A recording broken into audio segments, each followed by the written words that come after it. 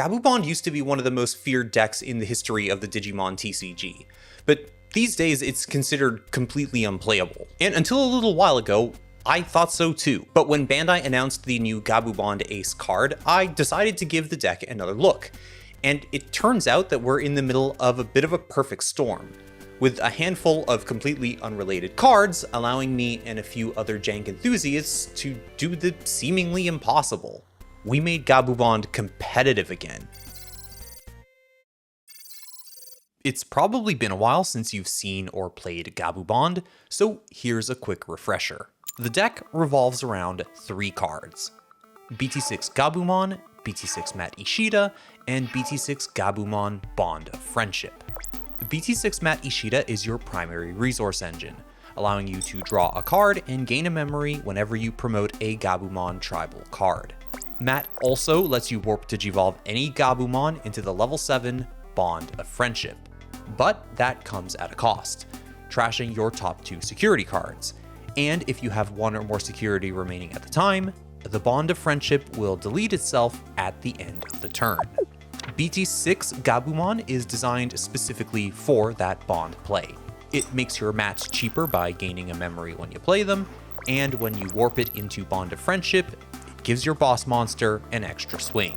Bond of Friendship, or GabuBond, is a powerful level 7 with 2 effects.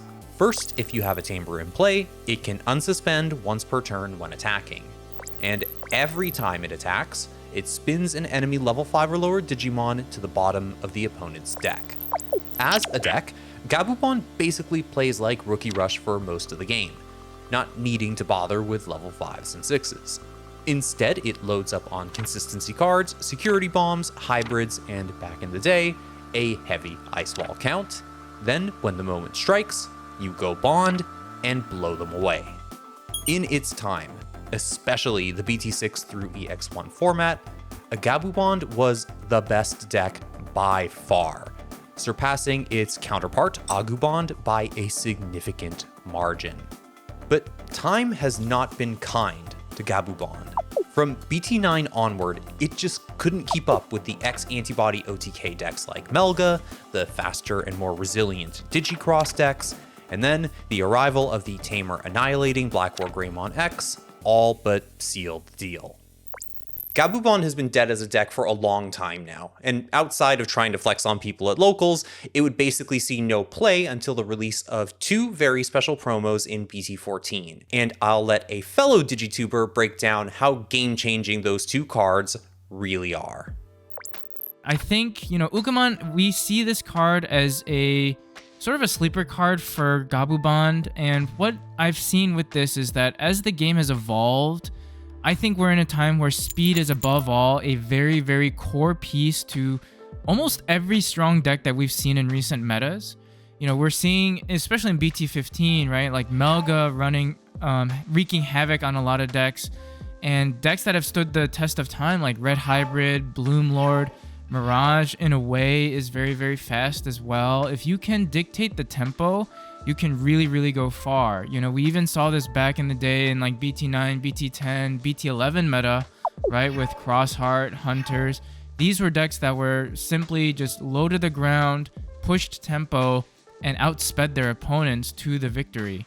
Ukkomon, we believe, allows you to utilize that low to the ground mechanic even more so by essentially accelerating your turn by 1, which on paper may not sound a whole world of a difference, but it in actuality does a whole lot of great things for decks like GabuBond, which Kavinsky over here will be going over in a quick second. With Ukkomon, you essentially get yourself locked and loaded for another punch 1 turn faster. You get to push out a rookie, again, 1 turn faster, and this synergizes immensely with GabuBond because you gain so much value off of pushing up your Gabus, being able to gain memory off of mats, find your pieces, and just draw through your deck and cycle through. So not only are you adding speed to this deck, you are adding memory efficiency, you're adding consistency, you're adding deck cycle, which all in all is a recipe for a very strong, very fun, and very consistent deck. So by adding Ukkomon and Louis to our 3-card core from earlier, we now have a really promising starting point. But we still need a few more cards to take the deck from playable to competitive. Ukkomon gives GabuBond enough speed to finally keep up with the meta again. Being able to consistently have a rookie in the back also ensures that you can always threaten to bond at any opportune moment. Ukkomon also enables a particularly insane resource loop alongside BT6 Mat and Ukkomon's own tamer, Louis Owada. See, BT6 Mat's memory gain and draw when promoting a Gabumon tribal card is not once per turn. And why would it be? You can normally only promote once per turn, so the designers never needed to add that clause. Well, Ukkomon gives you another Gabumon in the back, and Louis gives you the means of promoting it. See, Louis allows you to promote a Digimon from the raising area when played, and he nets you a memory once per turn when you promote. So Louis effectively lets you trigger Mat's effect over and over again, as long as you have Ukkomons to keep resetting your breeding area and more Louis to play. And when combined with multiple Mats, you can effectively play Louis for free.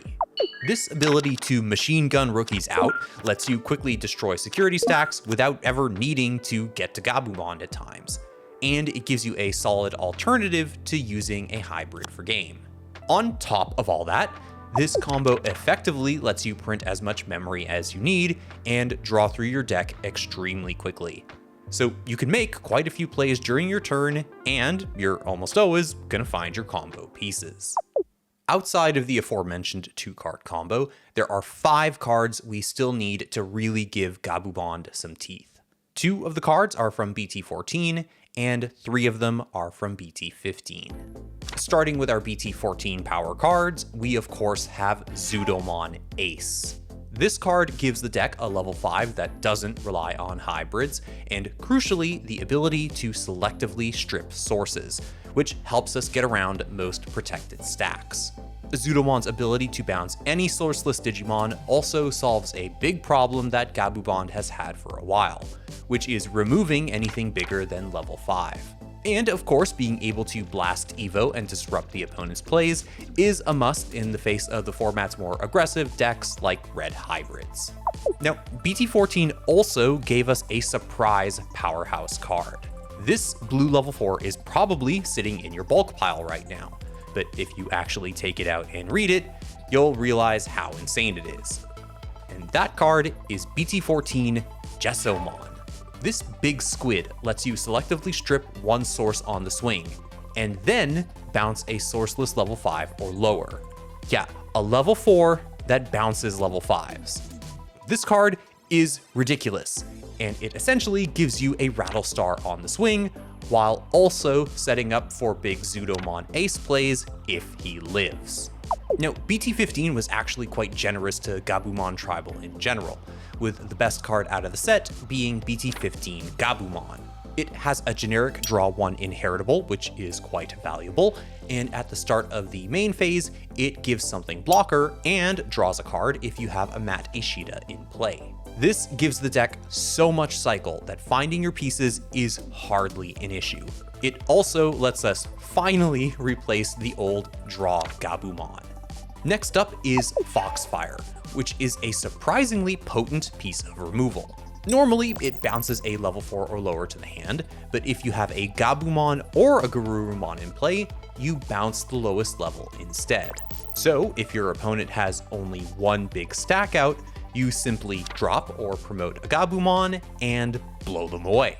This card is cheap, it scales to the situation, and it kinda puts the Greymon equivalent in BT14 to utter shame. And finally, we have a card that I really didn't believe in until German player Minimop, aka Nils from the Hamburg Atlanteans, proved its value. BT15 Metal Garurumon.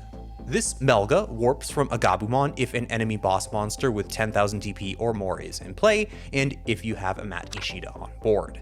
When digivolving, it can freeze 3 permanents for a turn, and can restand once per turn on either player's turn. This card is really handy, and crucially, it gives you a secondary boss monster that is much more accessible than something like Ancient Garurumon ever was. So putting this all together, we have the building blocks for the deck. Of course, there are still a few slots to fill out and a few ratios to lock in. So after drafting a few lists, here's what I came up with. BT15 Calamari Bond is really something special. It's a Rookie Rush hybrid control deck with a stylish and explosive finisher.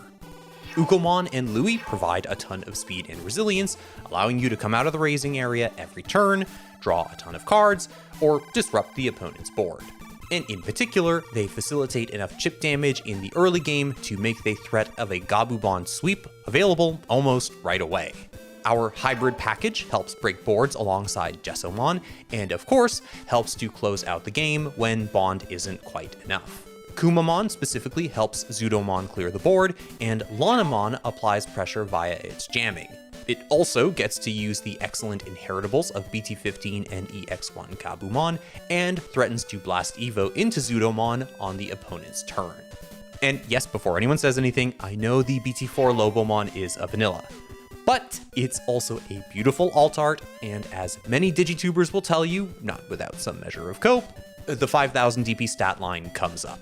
But yeah, honestly, just play the 4th Lanamon over this in more competitive settings, obviously. The Matt and Sora dual tamer is my personal preference over something like BT15 Matt or the classic Sora Joe, because you get to 8 cards in hand quite quickly in this deck, and you will bounce enough of your opponent's stuff to consistently gain the full 2 memory from it every turn. It also has this extra little ability to bounce the opponent's level 3s when your blue Digimon re-stand, which comes up more often than you think. Davis and Blue Memory Boost form our consistency core, allowing us to find our pieces even quicker and reach some absolutely absurd memory thresholds. I am not kidding when I say you will find yourself at 6, 7, even 8 memory more often than not. And no surprise, I love my Double Death Xmon, because it helps put Digimon in range of Gessomon and Zudomon's cleanup, and with the targeted source strip, you can actually take out some big towers with this card. But mostly it's there to keep oppressive decks like Bloom Lord from running you over, often buying you the extra turn you need to bond for game. Speaking of which, GabuBond is still a solid 3 of in the deck. 4 is too many, 2 are too few.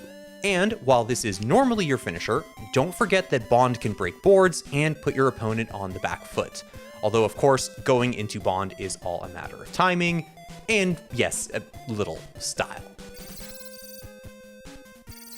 Alright, so I think it goes without saying that I was not expecting GabuBond to be this good when I first picked up the deck and started messing around with it. And honestly, this is a deck that I only gave a second glance because of really inspiring creators like the team at Hyper Colosseum, who got me to think outside of the box a little bit and see what the deck was really capable of. And of course, I really couldn't have refined the list to run as smoothly as it did without the insights of an experienced player like Minimob. So all of that is to say, big team effort on this one. And of course, with this little experiment going as well as it did, I thought I would give GabuBond a try, because who knows, at this point, that total pile might actually have a little bit of, dare I say, potential.